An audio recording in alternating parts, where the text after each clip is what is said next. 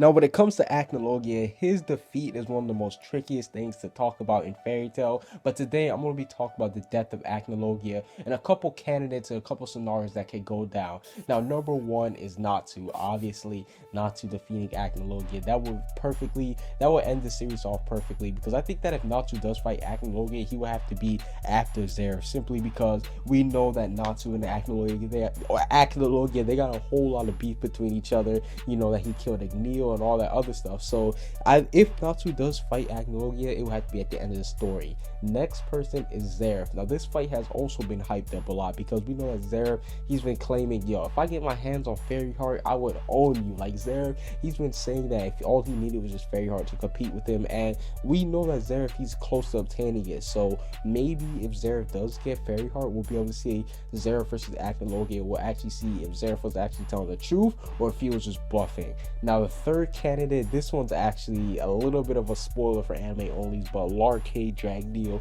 which we know is a relative of Natsu and Zera. Now we know one thing, Zera said that Larkade has the ability to defeat Acnologia. We don't know what that is. A lot of people are assuming that it's basically the counterpart to whatever Acnologia's Dragon Slayer magic is. For example, if Acnologia has a Soul Dragon Slayer, some people are saying that Larkade has his God Soul Extraction or something like that. So Larkade, he's definitely up there. Now the next scenario would also be the Dragon Slayers versus Acnologia. And me personally, I can't say I would want this to be the final fight, but don't get me wrong, I do think that if we can see the Dragon Slayers to Acnologia, it will be good, because we'll be able to see all the Dragon Slayers go in one last time and actually put in some work against them, and then we'll actually get to see, I guess you could even have Natsu, or you could have all of them come together and put in the finish and blow against them. I think that would be dope. But the only thing with that is that the Dragon Slayers, some of them like Sting and Rogue, they got shitted on earlier on in this arc by the Spring 12 members, and we know that Acnologia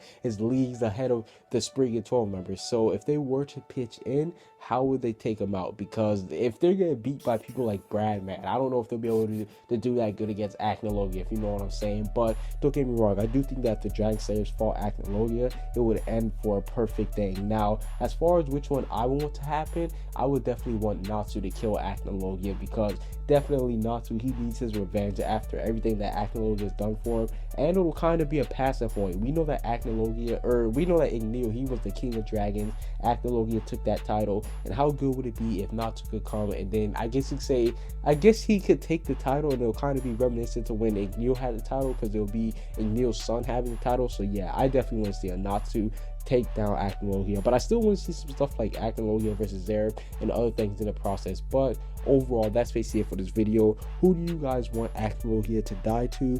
Comment what you guys see down below. Subscribe if you haven't. Peace out.